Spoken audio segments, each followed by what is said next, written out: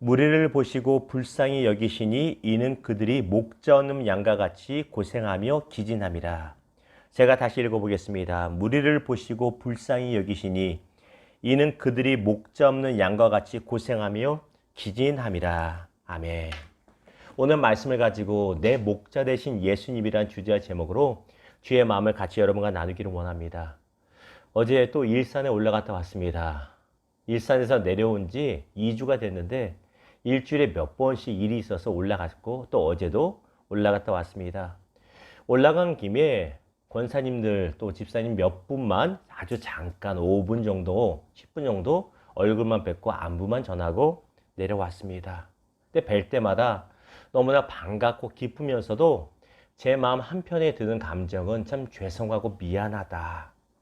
무엇이 죄송하냐면 목사가 부족해서 목자 없는 양과 같이 성도님들을 만든 건 아닌가. 이 어려운 시대에 코로나나 여러 가지 어려운 시대에 목자 없는 양과 같이 마음 붙일 곳이 없게 만든 건 아닌가라는 참 죄송한 마음이 있습니다.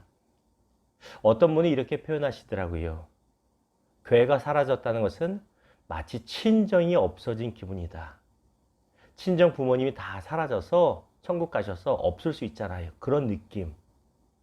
참 그래서 목사가 참으로 죄송하고 참으로 미안하다라는 감정을 많이 느끼고 또 말씀을 드립니다. 그런데 한 가지 말씀드리는 건 사람이 아니라 우리 예수님이 저와 여러분의 목자 되심을 기억하시고 오늘 하루도 예수님 목자 담아 힘내시기를 주님의 이름으로 축원합니다. 예수님이 우리의 목자가 되신다는 것입니다. 자, 오늘 우리 한 절 말씀 가지고 보는데 예수님이 이 땅에 계실 때 세 가지 3대 사역이 있습니다. 제가 설교 때 몇 번 말씀드렸습니다. 그게 뭐냐면 첫 번째는 설교입니다. 늘 말씀을 전하셨습니다. 그리고 전도입니다. 하나님께로 이끄셨습니다. 그리고 세 번째가 치유하시는 사역이었습니다. 그래서 예수 성경을 보면 이 공간복음을 보면 예수님은 늘 설교하셨고 전도하셨고 치유하시는 게 같이 어울려져서 꼭 나오게 됩니다. 특별히 우리 예수님은 치유 사역을 참 많이 하셨죠. 몸이 아픈 사람들을 보시면 넘어가지 않고 참 고쳐주셨습니다. 마음이 아프고 상한 자들을 보시면 그 마음을 따뜻하게 어루만지시고 다시 힘을 내게 하셨던 것을 보게 된다는 것입니다. 어제 말씀드린 예수님의 특기 중에 하나가 무엇입니까? 치유인데 치유 전에 나타나는 예수님의 가장 큰 장점이 무엇이라고요? 바로 공감이라고 말씀드렸잖아요. 우리의 모든 아픔과 연약함을 100% 그대로 공감하신 주님. 그런데 이 공감하시다는 것을 다른 말로 말하면 무엇이냐면 오늘 우리 36절에 나오는 것처럼 무리를 보시고 불쌍히 여기시니 바로 불쌍히 여기는 것, 이것이 공감과 흡사한 말이 되겠습니다.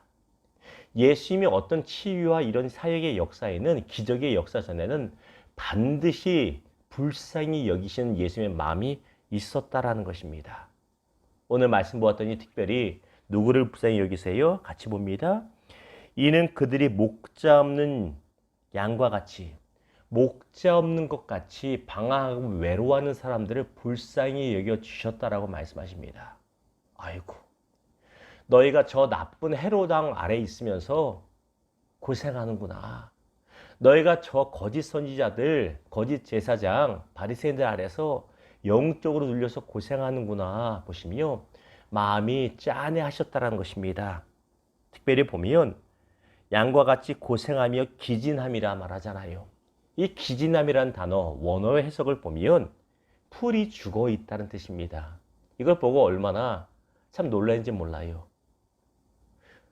서두에 말씀드린 것처럼 교회가 없어졌다는 거, 내 교회가 크던 작던 뭔가 없어졌다는 것은 친정이 없어진 것 같잖아요. 여러분 여자분들 아시죠? 친정 부모가 다 사라지면 왠지 풀이 죽잖아요. 기가 죽잖아요. 그 모습이에요.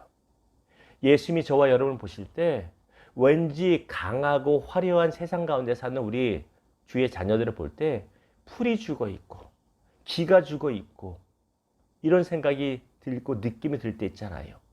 예수님이 그걸 보신다는 거예요. 야, 너 그렇게 풀이 죽어 있냐? 의기소침해 있냐? 어깨가 처져 있냐? 그걸 보시고 우리를 불쌍히 여겨 주신다는 것입니다.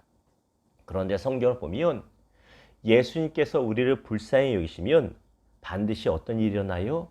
반드시 기적이 일어난다는 것입니다. 어떤 기적? 성경을 보았더니 예수께서 불쌍히 여기셨을 때 오병이어의 사건의 기적이 일어났다는 것이고, 예수께서 불쌍히 여기실 때 병든 자가 고침받아 눈먼 자는 눈을 뜨고 앉은 베개는 뛰는 역사가 일어났다는 것입니다. 사랑하는 성도 여러분, 저와 여러분의 목자 되신, 우리 목자 되신 주님이 오늘 풀이 죽어 있는 우리를 불쌍히 여기는 역사 일어나기를, 그리고 상 가운데 치유와 회복이 일어나기를 주님의 이름으로 축원합니다. 우리는 고아가 아니라고 분명히 말하고 있습니다. 말씀을 맺겠습니다. 우리 성도님들만 풀이 죽는 것이 아니라 때로는 목회자들도 풀이 죽습니다.